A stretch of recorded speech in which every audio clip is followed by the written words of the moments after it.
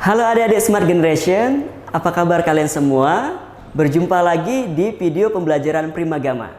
Perkenalkan, nama kakak Jakaria. Kakak adalah instruktur Smart Bahasa Indonesia di Primagama. Oh ya adik-adik, kalian tahu tidak materi tentang drama-drama kehidupan? Ingin tahu jawabannya? Yuk kita simak video berikut ini.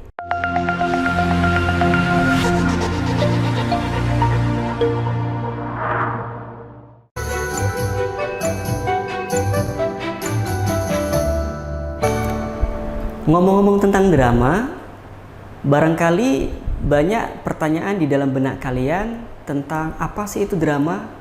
Kenapa sih sesuatu itu dikatakan dengan drama? Nah, untuk menjawab pertanyaan-pertanyaan itu, maka kita harus tahu konsep dari drama. Nah, di antara konsep dari drama itu, yang pertama, kita harus tahu apa itu drama dari sisi pengertian. Nah, setelah kita tahu pengertian drama, maka selanjutnya kita harus tahu karakter atau ciri dari teks drama. Karena teks drama tentu memiliki karakter atau ciri yang berbeda dengan teks yang lain. Misalnya teks ulasan atau mungkin teks persuasi. Nah, selanjutnya kita juga harus tahu unsur-unsur yang membentuk drama.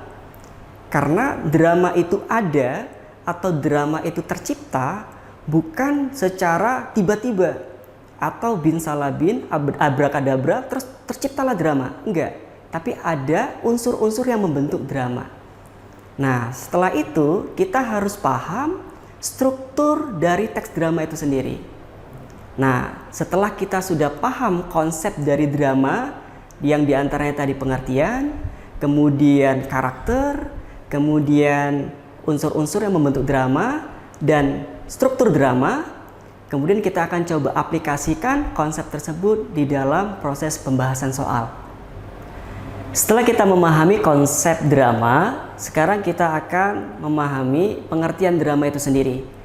Drama memiliki pengertian, gambaran kehidupan dan watak manusia melalui tingkah laku atau acting untuk dipentaskan. Nah, jadi kalau mungkin ada pertanyaan di dalam benak kalian, kalau sinetron itu apakah dikatakan drama? Itu dikatakan drama. Kalau film apakah itu dikatakan drama? Itu juga dikatakan drama. Karena di dalam sinetron atau film itu menggambarkan kehidupan manusia. Barangkali wayang atau mungkin ludruk itu juga bagian dari drama. Karena di dalam pementasan tersebut menggambarkan kehidupan manusia. Nah, sebenarnya masyarakat Indonesia sudah mengenal istilah drama meskipun tidak menggunakan istilah drama. Misalnya kita sebut saja, mungkin kalian pernah mendengar istilah sandiwara, mungkin lakon, atau mungkin sendratari, atau mungkin tonel. Nah, semua istilah itu pada dasarnya merupakan drama. Karena apa? Karena di dalam pementasan tersebut menggambarkan kehidupan manusia. Setelah kita memahami pengertian dari drama itu seperti apa, selanjutnya kita akan coba memahami karakter atau ciri dari teks drama.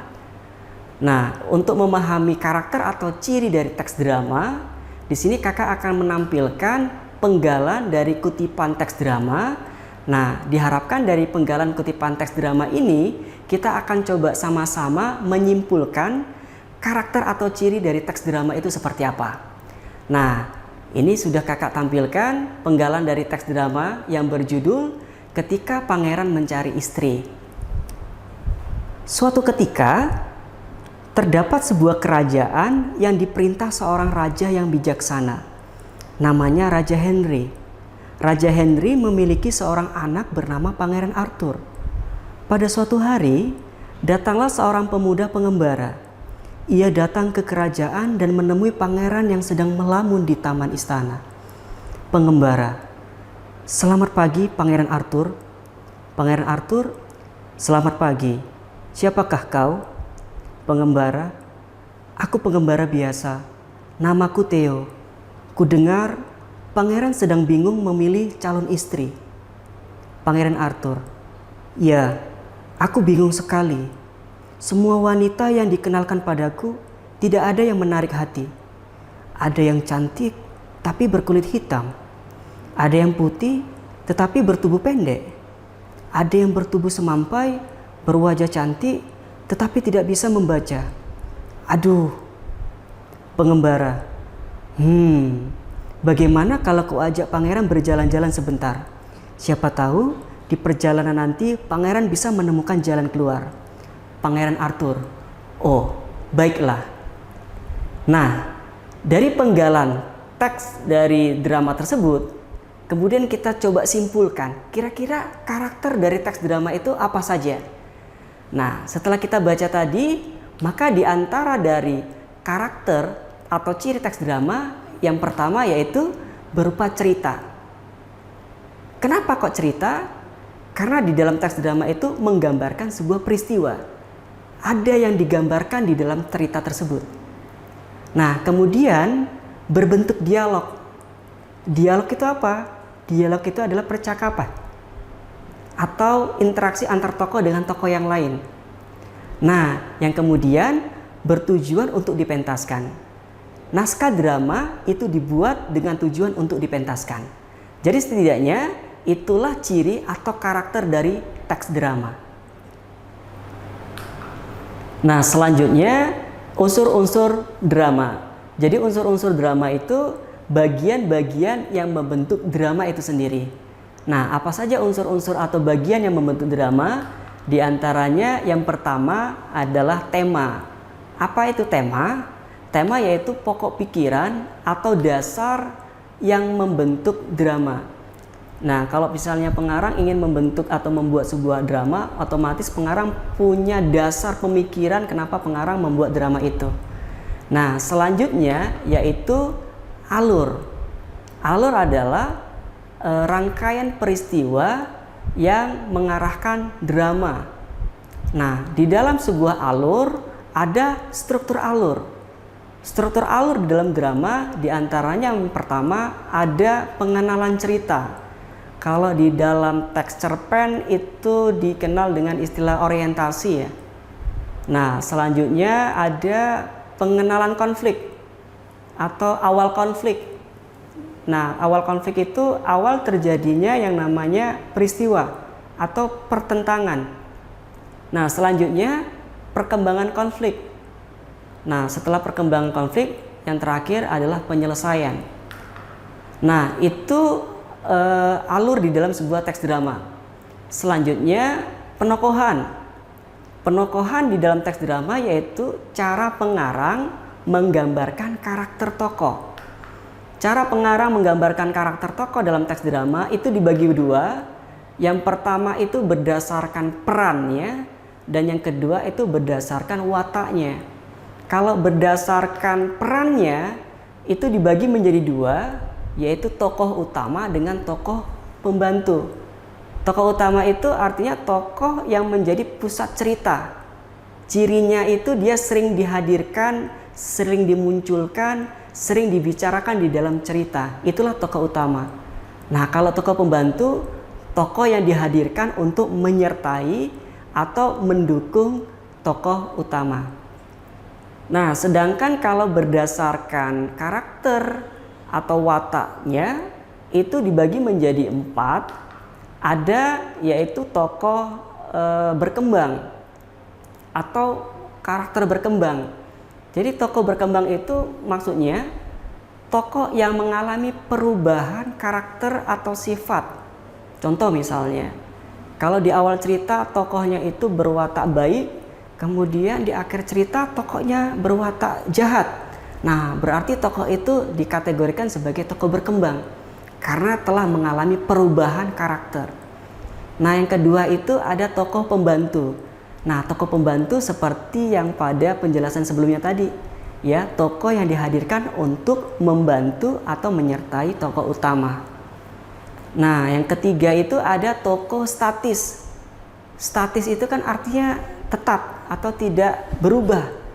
Nah, maksudnya kalau misalnya di dalam sebuah cerita, kalau tokohnya tadi di awal cerita berkarakter baik, kemudian di akhir cerita tetap berkarakter baik, maka tokoh itu dikategorikan sebagai tokoh statis.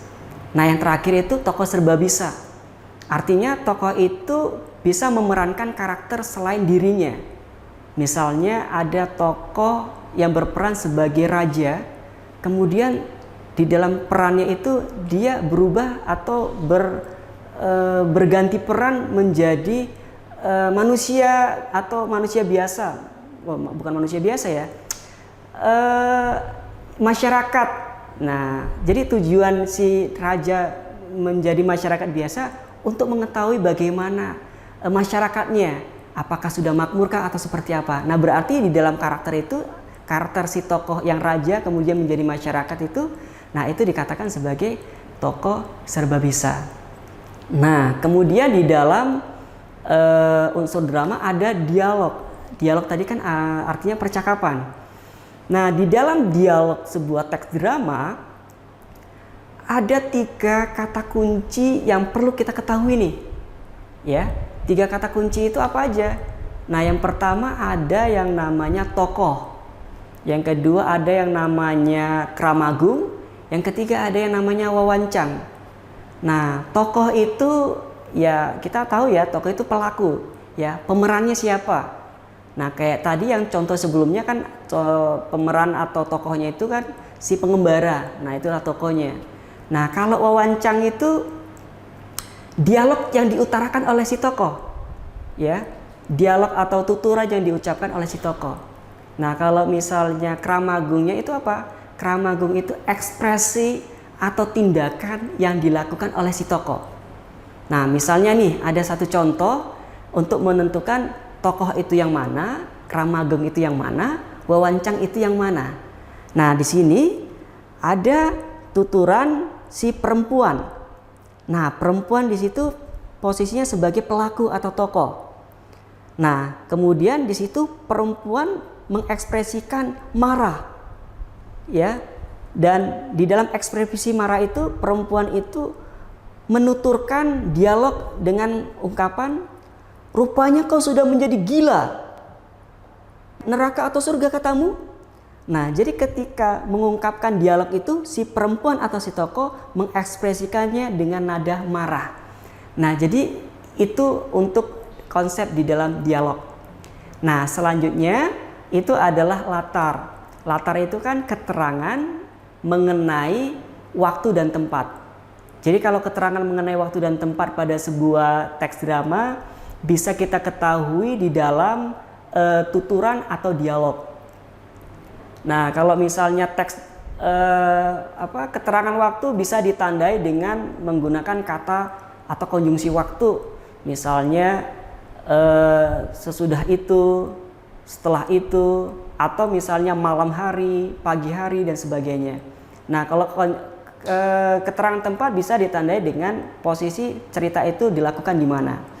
Nah, yang terakhir dari unsur teks drama yaitu bahasa.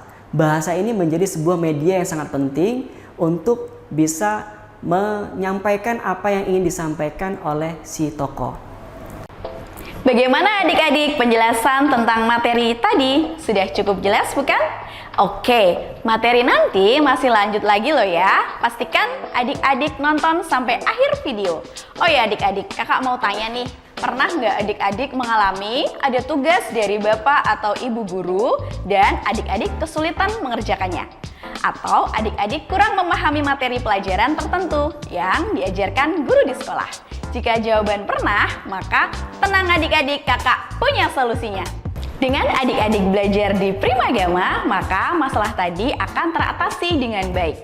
Karena Primagama memiliki fasilitas terbaik untuk mendampingi adik-adik belajar. Di antaranya, jika adik mengambil matematika, IPA, IPS, bahasa Indonesia, maka adik-adik akan mendapatkan Masterbook, yaitu kumpulan materi di dalamnya. Dan Smart Exercise, yaitu kumpulan soal-soal di dalamnya. Untuk setiap bidang studi yang diambil, adik-adik akan belajar di Primagama 2 kali pertemuan setiap minggunya. Salah satu pertemuannya berisi layanan pendalaman materi yang di dalamnya adalah remedial, enrichment, dan consulting. Remedial adalah pengulangan materi yang belum dipahami. Sedangkan enrichment adalah pengayaan terhadap materi yang telah dipahami. Kemudian consulting adalah pendampingan untuk adik-adik yang mengalami kesulitan dalam pengerjaan tugas atau proses belajar. Metode belajar menggunakan Smart Solution yaitu metode belajar anak cerdas yang memudahkan siswa dalam memahami pelajaran dan mempercepat penyelesaian soal-soal. Serta fasilitas terbaik lainnya yang akan membuatmu semakin bagus nilainya, meningkat prestasinya sesuai dengan harapanmu dan orang tuamu.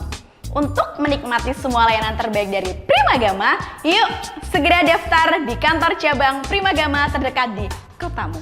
Wujudkan merdeka belajar bersama Primagama. Oke adik-adik, untuk lebih memahami materi video tadi, yuk kita lanjut belajar lagi. Nah, selanjutnya kita akan membahas struktur dari teks drama. Nah, struktur dari teks drama itu cuma ada 3. Ya, yang pertama ada prolog, yang kedua ada dialog, yang ketiga ada epilog. Nah, sederhananya sih kalau prolog itu ya pendahuluan ya, atau pengantar sebuah dialog. Ya, biasanya di bagian prolog ini diutarakan atau disampaikan oleh dalang. Ya. Nah, yang kemudian itu ada dialog. Dialog itu kan tadi percakapan, ya, yaitu percakapan antara tokoh dengan tokoh. Nah, di dalam dialog inilah yang kemudian membentuk alur sebuah cerita. Nah, jadi dari alur sebuah cerita tadi kan yang sudah kita bahas di bagian unsur tadi, yaitu dari orientasi pengenalan, kemudian pengenalan konflik, kemudian perkembangan konflik, sampai terakhir yaitu penyelesaian. Nah, yang terakhir itu adalah epilog. Epilog itu bisa dikatakan penutup dalam sebuah teks drama atau inti atau maksud yang ingin disampaikan oleh si pengarang di dalam sebuah teks atau di dalam sebuah pertunjukan drama. Nah, jadi itulah 3 struktur dari teks drama. Nah, konsep dari teks drama yang gak kalah pentingnya yaitu struktur atau kaidah kebahasaan di dalam teks drama. Nah, kaidah kebahasaan di dalam teks drama apa saja? Nah, yang pertama itu ada kata kerja peristiwa. Kata kerja itu kan kata yang menunjukkan tindakan atau perbuatan. Nah, contohnya apa di situ kata kerja peristiwa? Ada menyuruh, menobatkan atau menyingkirkan. Nah, kata menobatkan, menyingkirkan itu kan merupakan kata kerja yang menunjukkan adanya peristiwa atau perbuatan yang dilakukan di situ. Nah, selanjutnya konjungsi temporal. Konjungsi temporal itu konjungsi artinya kata hubung. Temporal itu berkaitan dengan waktu. Jadi konjungsi temporal dalam teks drama itu berkaitan dengan kata hubung yang bertujuan untuk menunjukkan urutan peristiwa. Ya, contohnya misalnya ada kata sesudah, setelah itu, kemudian, mula-mula. Nah, itu adalah contoh dari konjungsi temporal. Nah, selanjutnya yaitu kalimat seru, suruhan, atau kalimat pertanyaan. Kalimat seru itu ditandai dengan penggunaan tanda baca seru. Misalnya di situ ada kalimat selamat pagi Bu. Nah, di situ kan menggunakan tanda seru. Nah, kemudian kalau misalnya pertanyaan ya ditandai dengan tanda baca tanya. Misalnya, Arya, kenapa sih kamu selalu usil? Nah, itu terkait tentang kalimat seru, suruhan, dan kalimat pertanyaan. Selanjutnya, penggunaan kata tidak baku dan kosakata percakapan. Nah, tentu di dalam sebuah teks drama, penggunaan kata tidak baku dan kosakata percakapan itu sangat banyak. Contohnya saja misalnya penggunaan kata kok, sih, dong, oh. Ya, misalnya kalau dalam sebuah kalimat misalnya bisa kita coba contohkan, kamu kok begitu? Kenapa sih kamu seperti itu? Nah, lebih kurang seperti itu. Nah, selanjutnya yaitu penggunaan kata kerja yang dipikirkan atau yang dirasakan. Nah, contohnya di situ merasakan, menginginkan, mengharapkan, mendambakan, mengalami. Nah, semua contoh itu kan berkaitan dengan hal-hal yang dipikirkan atau dirasakan.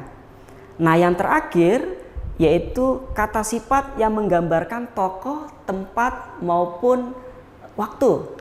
Contohnya misalnya kata yang menggambarkan sifat baik, mungkin ramah. Nah, kalau misalnya kata yang menggambarkan tempat, misalnya ramai, kemudian asri, dan sebagainya. Nah, tadi itu adalah konsep atau hal-hal penting yang harus kita ketahui di dalam memahami sebuah teks drama. Nah, sekarang kita akan coba aplikasikan pemahaman tersebut di dalam pembahasan soal berikut ini. Nah, di sini ada penggalan dari teks drama. Bacalah kutipan drama berikut ini dengan seksama. Brilian. Sekarang serahkan HP kalian. Kami akan minta uang tebusan. Mendorong Dimi masuk. Dimi, kami tidak bawa HP.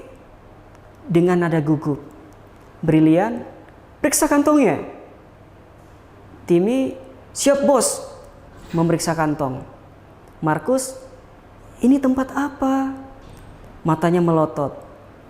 Dimi, ruang penyimpanan berkas-berkas. Sambil meraba kantong si anak. Ini bos, HP-nya. Mengeluarkan HP N95. Brilian, tanyakan nomor HP orang tuanya, hubungi untuk minta tebusan. Dimi, siap bos. Nah, dari narasi atau penggalan teks drama tersebut, pertanyaannya, latar kutipan teks drama tersebut adalah A. Gudang, B. Kamar, C.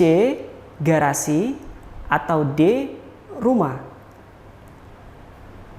Nah, kira-kira jawaban yang paling tepat apa? Nah, di situ terdapat kata kuncinya sebenarnya, yaitu pada kata tempat penyimpanan perkakas berkas. Nah, jadi itu adalah kata kunci untuk kita bisa menjawab latar tempat tersebut. Maka otomatis kalau ada pernyataan tempat penyimpanan perkakas berkas, maka jawaban latar tempatnya adalah di gudang. Kenapa di gudang? Karena gudang itu adalah tempat penyimpanan. Apakah penyimpanan barang baru maupun barang bekas. Nah, selanjutnya kita coba membahas pertanyaan yang kedua. Ini juga sama, akan dihadirkan penggalan cerita. Nah, kita perhatikan kutipan drama berikut. Copet, copet, terdengar suara teriakan. Polisi, hei, berhenti. Dor, terdengar suara letusan. Pencopet, ampun pak. Penumpang, periksa kantongnya, hajar saja. Pencopet, ampun pak, saya mencopet karena anak saya sedang sakit. Polisi, sekarang ikut saya ke kantor polisi. Nah, pertanyaannya, konflik pada kutipan drama tersebut adalah A. Seseorang pencopet diperiksa polisi. B. Seseorang mencopet karena anaknya sakit. C. Seorang pencopet yang tertembak polisi. D. Seorang pencopet yang dibawa ke pos polisi. Nah, menurut kalian jawabannya apa ya? Nah, tentu sebelum kita menjawab pertanyaan itu, kita harus tahu apa itu konflik. Konflik itu kan adalah permasalahan atau pertentangan yang dialami oleh tokoh atau permasalahan yang terdapat di dalam peristiwa tersebut. Nah, kita ketahui peristiwa tersebut dikarenakan adanya pencopetan, yaitu ada barang yang dicopet. Pelakunya tentu pencopet. Nah, ketika itu dilakukan oleh pencopet, tentu pencopet memiliki alasannya. Ternyata alasan pencopet melakukan itu karena anaknya sedang sakit. Maka dari situ dapat kita simpulkan konflik yang terdapat pada penggalan drama tersebut, yaitu pencopet melakukan hal itu karena anaknya sedang sakit. Nah, gimana? Mudah bukan? Nah, kita coba lanjut ke soal yang ketiga. Nah, di soal yang ketiga ini juga sama, akan dihadirkan penggalan dari kutipan atau teks drama. Perhatikan teks drama berikut ini. Tersebutlah di sebuah perkampungan terdapat keluarga yang sangat miskin. Ketika itu tampak seorang anak menangis. Ibunya sedang duduk di depan tungku dengan matanya yang berlinang. Anak, "Ma, lapar. Ma, lapar." "Ibu, sabar nak. Sebentar lagi bapakmu membawa makan. Sabar ya sayang." Pertanyaannya, cuplikan drama pada kalimat bercetak miring tersebut dinamakan A. Prolog, B. Dialog, C. Monolog, D. Epilog. Nah, untuk menjawab pertanyaan itu, tentu kita sudah langsung mengarah kepada prolog. Kenapa? Karena kata atau kalimat yang bercetak miring itu merupakan bagian pengenalan atau pendahuluan di dalam sebuah teks drama. Dan itu dituturkan oleh seorang dalang. Maka tidak mungkin itu dialog, karena dialog itu ada di bagian percakapan antara anak dengan ibunya. Kalau monolog itu percakapan yang dilakukan oleh diri sendiri, atau bisa dikatakan berbicara dengan dirinya sendiri. Kalau epilog itu juga bukan epilog, karena itu bukan terletak di awal sebuah teks drama. Nah, mudah bukan? Selanjutnya, soal nomor 4. Bacalah kutipan teks drama berikut ini dengan seksama. Maksud, "Guru, terima kasih atas ilmu yang guru berikan kepadaku. Apalah artinya diriku andai tidak ada guru? Guru, maksud, kamu itu harus tahu, meskipun kita mempunyai ilmu hanya sedikit, namun tetap harus diberikan kepada orang lain. Istri Masud pun masuk ke ruangan membawa teh hangat. Istri Masud, lebih baik kalau ngobrolnya sambil minum teh hangat," menyodorkan cangkir. "Guru, bisa saja istri kamu, Ut." Pertanyaannya, suasana yang tergambar pada drama tersebut adalah A. Santai, B. Tegang, C. Haru, D. Seram. Untuk menjawab pertanyaan itu, maka kita harus mencari kata kunci dari penggalan teks drama tersebut. Nah, menurut kalian jawabannya apa? Iya, jawabannya tentu suasana yang tergambar pada kutipan teks drama tersebut adalah suasana santai. Kenapa? Karena di situ terdapat kata kunci. Yang pertama, istri Masud masuk ke ruangan membawa teh hangat. Nah, kemudian kata kunci yang kedua, lebih baik kalau ngobrolnya sambil minum teh hangat. Nah, itu menunjukkan bahwa hal tersebut sedang dilakukan di dalam sebuah ruangan, bisa jadi ruangan keluarga dengan obrolan-obrolan yang santai.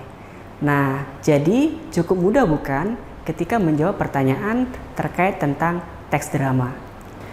Demikian adik-adik Smart Generation penjelasan tentang drama-drama kehidupan. Semoga bermanfaat untuk kalian semua dan sampai berjumpa di video pembelajaran selanjutnya.